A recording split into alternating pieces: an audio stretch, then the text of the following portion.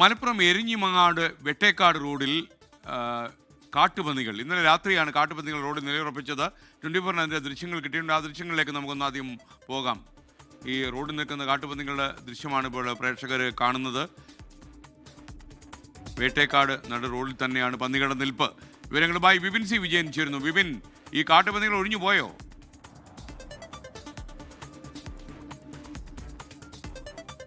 അതേ SKN ഏറെ നേരം റോഡിൽ ഭീതി വിതച്ചതിന് ശേഷമാണ് ഇവ തിരിച്ച് കാട്ടിലേക്ക് തന്നെ കയറിപ്പോയത്. ഇതിപ്പോൾ നിലമ്പൂർ ചാലിയാർ പഞ്ചായത്തിലാണ്. ഈ ചാലിയാർ പഞ്ചായത്തിൽ കാട്ടാനകളുടെ ശല്യത്തിനൊപ്പം തന്നെ കാട്ടുപന്നി ശല്യവും അതിരൂക്ഷമായി തന്നെ തുടരുന്നു എന്നുള്ളതാണ്.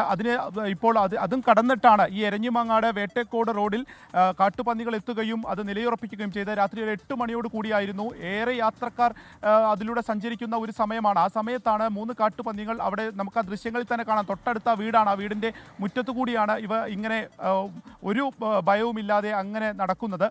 അപ്പോൾ ഏറെ നേരം അവിടെ നിന്നതിന് ശേഷമാണ് പോയത്. ഒപ്പം തന്നെ ഈ കാട്ടുപന്നികൾ റോഡ് മുറിച്ചു കടക്കുന്നതിനിടയിലൊക്കെ യാത്രക്കാരെ ഇടിച്ചിട്ട് വലിയ അപകടങ്ങളൊക്കെ ആ പ്രദേശത്തൊക്കെ ഉണ്ടായതാണ്. പക്ഷേ ഇപ്പോഴും അതിന് ഒരു ശാശ്വത പരിഹാരമൊന്നും ഉണ്ടായിട്ടില്ല.